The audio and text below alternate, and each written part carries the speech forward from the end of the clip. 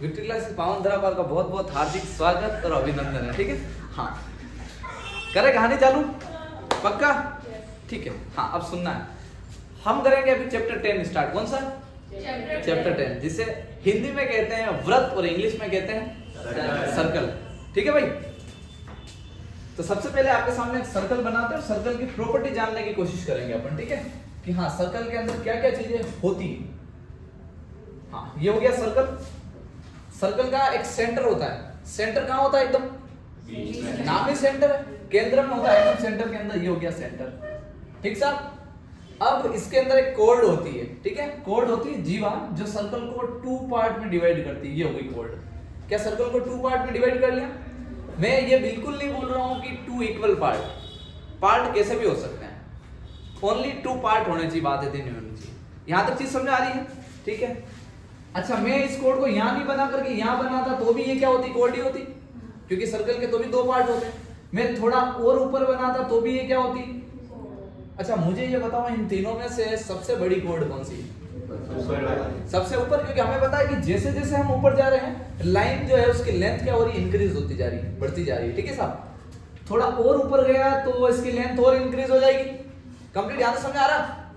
थोड़ा और ऊपर गया तो लाइन और इंक्रीज हो जाएगी, और यहां तक गया तो लाइन इंक्रीज हो जाएगी, यहां तक और इंक्रीज हो जाएगी, और यहां तक गया तो और इंक्रीज होगी या नहीं? अब अगर मैं आपसे ये पूछूं कि इन सब लाइनों के अंदर सबसे बड़ी कोड कौन सी, सबसे बड़ी जीवा? ठीक है, यानी केंद्र से जा रही जो सेंटर से जो पास हो रही वो लाइन सबसे बड़ी होगी। और हमने ये पढ़ रखा है कि सर्कल के सेंटर से जो लाइन जाती है वो सर्कल का क्या होती है? डायमीटर होती है, व्यास होती है, पता है ना? यानी कि अब मुझे बताओ, सर्कल की सबसे बड़ी कोड जो होती है, सबसे बड़ी जीवा जो होती है वो क्या होती है? वृत्त का व्यास होती है, सर्कल का डायमीटर हो जाती है। ठीक साहब, अच्छा मैं थोड़ा और ऊपर ले जाऊं तो अब छोटी होती चली जाएंगी। चीज समझ गए ना? तो ये होती है कोड। तो हमने अभी तक मान साहब ये सीखा है, क्या सीखा है कि ये जो होता है बीच में एकदम, ये होता है सेंटर। अगर मैं यहाँ एक लाइन बना दूंगा तो ये तो हो जाएगी लाइन, क्या हो जाएगी? कोड हो जाएगी। आप क्या बोल सकते हैं? जीवा बोल सकते हैं। ये जो सेंटर में है वो जो हो जाएगा आपका केंद्र हो गया। इसको आप बोल सकते हैं सेंटर बोल सकते हैं। और एकदम अगर यहां से मैं कोई लाइन ले जाता हूं, एकदम सेंटर से ही कोई लाइन जाए, सेंटर से ही कोई लाइन जाएगी, वो लाइन क्या हो जाएगी? वो व्यास हो जाएगी, वो व्यास हो जाएगी। इसको आप बोल सकते हैं डायमीटर। चीज समझ आ गई यहां तक? ये सर्कल के मैक्सिमम ने लगभग सब पार्ट देख लिया। ठीक है, एक चीज और होती है वो ध्यान रखना। एक्चुअली होती क्या, बहुत सी चीजें आपने देख रखी, नाम भी सुना होगा, लेकिन ये इसलिए पता है कि ये सर्कल का पार्ट है। हाँ आप सोचे ये सर्कल बना हुआ है। ठीक है, सोचना क्या, बना ही हुआ है वैसे। ठीक है, बना हुआ है। ठीक है, अगर मैं इसके अंदर से इतना पार्ट गायब कर देता हूं, यहां से इतना पार्ट उड़ा देता हूं और यही बचता, तो ये चीज क्या दिख रही है आपको? आर्क दिखती है। क्या दिखती है? आर्क। हिंदी में आप कह सकते हैं चाप। जैसे आपने कंपास से बनाए होंगे ना पिछली क्लास में, कि 5 सेंटीमीटर रेडियस का हमने कंपास खोला, फिर यहाँ ऐसे करके एक आर्क बनाया। तो अगर मैं उस कंपास को इतना सा नहीं करके पूरा राउंड कर दूंगा, क्या बन जाएगा? सर्कल। तो आपको जो आर्क दिखता है, जो चाप दिखता है, वो एक्चुअली किसका पार्ट होता है? सर्कल का ही पार्ट होता है। चीज समझ गए? यहाँ तक समझ आ रहा है? Full flash complete. ठीक है, तो हम ये समझ सकते हैं कि यहाँ तक सर्कल के जो मेन पार्ट है हमें 10th लेवल पर वो हमें क्लियर हो गए। ठीक है साहब, हम थोड़ा सा और क्या कर सकते हैं, इसको हटा करके यहाँ बना दूंगा मैं एक ऐसी आर्क। इसको हम बोल सकते हैं चाप। ये हो गया हमारा आर्क। ठीक साहब, यहाँ तो कोई कंफ्यूजन है? तो मैं उम्मीद करता हूँ अभी तक आप ये सीख चुके, सेंटर क्या होता है, सेंटर सीख गए, कोड क्या होती है, जीवा क्या होती है, सीख गए। लेंथ ऑफ आर्क यानी आर्क या चाप क्या होता है, सीख गए। वृत्त का कोई भाग है या सर्कल का कोई पार्ट है, वो चाप हो गया। ठीक है, एक चीज और मिस हो रही है। क्या मिस हो रही है? त्रिज्या। ठीक है, रेडियस क्या मिस हो रही है? रेडियस। तो रेडियस क्या होगी इसमें बताओ?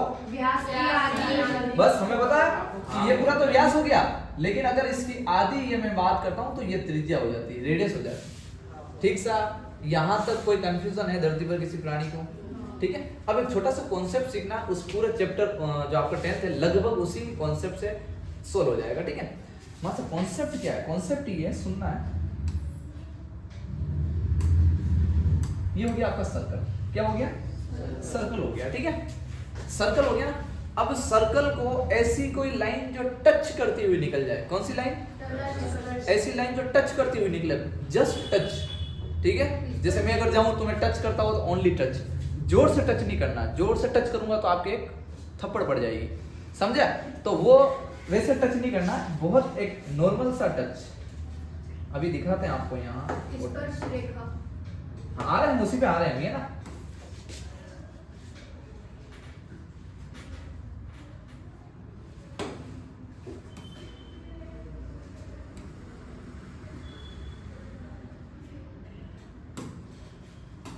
ये जो लाइन है ये जस्ट क्या करती हुई जा रही है? टच करती हुई जा रही है, बस ओनली टच करना चाहिए। ठीक है, तो सर्कल को कोई लाइन अगर टच नहीं करे, ये लाइन अंदर होती तो क्या होती? कोड नहीं होती ना। कोड तो ये होती है, कोड तो एग्जैक्ट ये होती है। इसमें और इसमें फर्क है ना, समझे आप? जब तक चक्कू हाथ में है तब तक वो चक्कू है, पेट में होता है चक्कू नहीं होता, मर्डर होता है। समझे आप? हमारे साहब कहने का मतलब क्या है? कहने का मतलब क्या है कि ये जो लाइन टच करती हुई जा रही तब तक ये टेंजेंट होती है। क्या होती है? टेंजेंट। मतलब क्या बोले इंग्लिश में बोले? हाँ, इसको बोलते हैं टेंजेंट। क्या बोलते हैं? टेंजेंट। यानी कि जो स्पर्श करती हुई जाए वो क्या होती है? स्पर्श का ओनली टच करती हुई जानी चाहिए। समझ गए? सुनना, ओनली टच करती हुई जानी चाहिए। लेकिन अगर जीवन में हमारे साहब को भी ऐसे होकर निकल जाए तो, अरे ऐसे होकर निकल जाएगी तो ये 2 पॉइंट से निकलेगी। भाई अगर आप इसके अंदर घुसा रहे हो और अंदर इसको छेद करके बाहर निकलेगा तो 2 पॉइंट इंटरसेक्ट होंगे, कॉमन सेंस है। और ऐसी लाइन क्या होती है? Intersect line. क्या होती है? क्योंकि आप इसको प्रतिच्छेद कर रहे हो तो ये क्या होती है? प्रतिच्छेदी रेखा होती है। कोई कंफ्यूजन नहीं आता? तो अभी तक हम क्या सीख चुके हैं? हम इतना सीख चुके हैं कि अगर टच करती हुई जाए जस्ट तो क्या होती है? स्पर्श रेखा, टेंजेंट। और अंदर से निकल जाए तो क्या होती है? इंटरसेक्ट लाइन होती है। चीज यहां तक समझे? अगर मैं आपसे नॉर्मल सा पूछूं कि इंटरसेक्ट लाइन होती है ना, जो इंटरसेक्ट लाइन होती है या जो प्रतिच्छेदी रेखा होती है वो वृत्त को कितने जगह टच करती है? 2 जगह। समझे? और टेंजेंट होता है वो सर्कल को कितने, चीज समझ गए? अच्छा, मैं किसी सर्कल पे टेंजेंट बनाने की कोशिश करता हूँ अगर बहुत ज्यादा, ठीक है, तो आप समझे बहुत ज्यादा का क्या मतलब है हमारे साथ? ज्यादा का ये मतलब है, सपोज करें कि इस तरीके से मैंने टेंजेंट बनाने की कोशिश, तो मैं यहाँ बना दिया मैंने एक टेंजेंट, ये टच करता हूँ निकला। मेरे को एक और टेंजेंट बनाना, तो क्या वो टेंजेंट ऐसे जाएगा कि नहीं जाएगा? मेरे को देखो, आप समझना है ना, मैं कॉन्सेप्ट सिखा रहा हूँ ताकि आप आगे 10.1 में तो आपको कोई कंफ्यूजन आने वाला नहीं, खुद कर लेंगे। अभी मैं मुंह पे कर रखता हूँ, बुक में कुछ देखना नहीं, सारी कहानी यहाँ पे। अगर मैं एक और टेंजेंट बनाना चाहूँ तो ऐसे निकलेगा, मैं और टेंजेंट बनाना चाहूँ तो ऐसे निकलेगा, मैं और टेंजेंट बनाना चाहूँ तो ऐसे निकलेगा, और बनाना चाह रहा हूँ तो ऐसे निकल गया, और बनाना चाह रहा हूँ तो ऐसे निकल गया। कुल जमा बात, अगर सर्कल एकदम राउंड है और उसके ऊपर कोई टेंजेंट आप बना रहे हो तो एक पॉइंट से कितने टेंजेंट जा सकते हैं? किसी सर्कल पे एक पॉइंट से कितने टेंजेंट हो सकते हैं? एक ही हो रहा है ना। अब इस पॉइंट पे ये एक ही टेंजेंट होगा, इस पॉइंट पे एक और टेंजेंट बना सकते हो क्या? बन ही नहीं सकता। आप इसमें तो आपको दिख रहा, आप हल्का सा भी पॉइंट है तो आप बोलोगे वो तुम्हारे साथ आपने बहुत दूर पॉइंट लिया ना इसलिए इतनी लाइन बन रही है, आप थोड़ा सा आगे लो। अरे हल्का सा आगे लेते लाइन में हल्का सा मूव आ जाएगा। समझ रहे हो आप? क्या नहीं समझ रहे हो? तो किसी एक सर्कल के ऊपर, किसी सर्कल के एक पॉइंट पर कितने टेंजेंट हो सकते हैं? एक पॉइंट पे एक ही टेंजेंट हो सकता है, जैसे एक हर एक पॉइंट पे एक टेंजेंट है। लेकिन अगर मैं बातें उल्टी करूं, ठीक है, किसी वृत्त के एक बिंदु से कितनी स्पर्शरेखाएं खींची जा सकती है? किसी वृत्त के एक बिंदु से कितनी स्पर्शरेखाएं खींची जा सकती है? एक ही खींची जा सकती है। समझे बात को? क्वेश्चन पे फोकस करना, आपको क्वेश्चन कह क्या रहा है। अगर मैं क्वेश्चन चेंज कर देता हूं और मैं आपको ये बोलूं कि वृत्त के ऊपर कितनी स्पर्शरेखाएं बनाई जा सकती है, सर्कल के ऊपर कितने टेंजेंट बना सकते हैं? अब सर्कल के ऊपर का है, सर्कल पे कोई एड्रेस नहीं दिया 1.2 पॉइंट, सर्कल के ऊपर कितने टेंजेंट बनाए जा सकते हैं? तो सर्कल के ऊपर इनफाइनाइट बनाओ ना, बेटा बेटा थक जाओगे आप, इधर बनाओ, ऐसे बनाओ, ऐसे बनाओ, ऐसे आप थक जाएंगे, आप टेंजेंट बनाते चले जाएंगे। नहीं आई चीज समझ में? यहाँ तो कोई कंफ्यूजन है अभी तक? अभी तक मामला एकदम नीट एंड क्लियर समझ आ रहा पूरा? ओके, हम और आगे चलते हैं थोड़ा सा।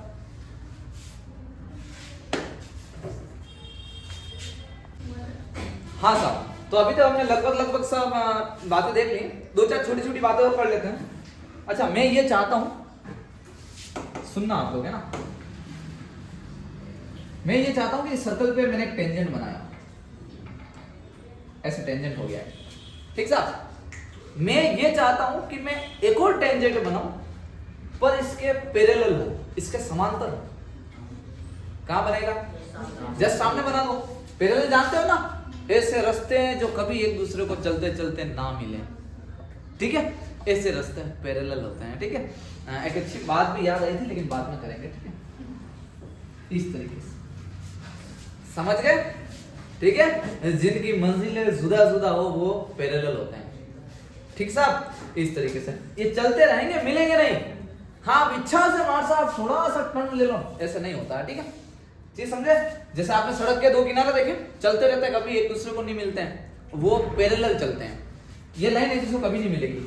मुझे बताओ, इस लाइन के अलावा एक और लाइन आप बना सकते हो क्या जो पैरेलल हो? कैसे? मैंने ये कहा है टेंजेंट होना चाहिए, स्पर्श रेखा होनी चाहिए, इसके पैरेलल होनी चाहिए। जो जनता के ही मासा इधर बनाओ, और कहां पैरेलल इंटरसेक्ट कर रही है, देखो, समझ रहे हो ना आप? इसके पैरेलल बना सकते हो क्या?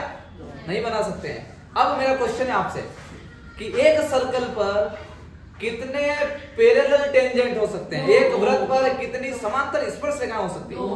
दो ही हो सकती है। समझे नहीं समझे? एक वृत्त पर दो ही स्पर्श रेखाएं हो सकती है। आपको इस बात का विशेष ध्यान रखना, ठीक साहब, ठीक है। हाँ, अब ये हो गया सर्कल, और ये जो जा रही वो स्पर्श रेखा जा रही, टेंजेंट जा रहा है। तो सर्कल और स्पर्श रेखा किसी एक पॉइंट पे टच कर रहे हैं। सर्कल और स्पर्श रेखा किसी एक पॉइंट पे टच कर रहे हैं। जिस पॉइंट पर टच कर रहे हैं उस पॉइंट को क्या कहा जाता है? स्पर्श बिंदु। कॉमन सी बात है कि जिस पॉइंट पे स्पर्श करेंगे वो पॉइंट कौन सा हो जाएगा? स्पर्श बिंदु, है ना। जिस बिंदु पर स्पर्श करेंगे वो बिंदु क्या हो जाएगा? स्पर्श बिंदु। और इंग्लिश में अपने को आपको ध्यान रखना है कि सर्कल ने और टेंजेंट ने इस पॉइंट पर कांटेक्ट किया है। क्या किया है? कांटेक्ट में आए, एक दूसरे के टच हुए, कांटेक्ट में आए। और सर्कल ने और टेंजेंट ने इस पॉइंट के ऊपर एक दूसरे को टच किया है। और टच करने का मतलब ये होता है कि आप कांटेक्ट में आए हैं, ठीक है। और ये जो टच करके कांटेक्ट में आए हैं, इस पॉइंट को आप बोलते हैं पॉइंट ऑफ कांटेक्ट। क्या बोलते हैं? ठीक है साहब। तो स्पर्श बिंदु हो गया जहां स्पर्श करे, पॉइंट ऑफ कांटेक्ट जहां कांटेक्ट हो रहा है इनका। ये लगभग मोटे तौर पर जितना आपके सिलेबस में एनसीईआरटी के अकॉर्डिंग हमने लगभग बेसिक कंप्लीट कर दिया। कोई इशू है यहाँ तक?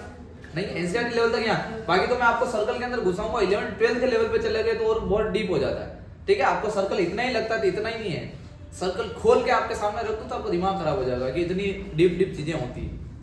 समझ आ गई बात? तो कभी फ्यूचर में अगर आप साइंस मैथ लेंगे तो हम बहुत गहरी बातें करेंगे इसके ऊपर, ठीक साहब। फिलहाल हम आगे चलते हैं। हाँ, ये चीजें आप फटाफट कॉपी में उतार लो और ऑनलाइन वाले स्क्रीनशॉट ले लो।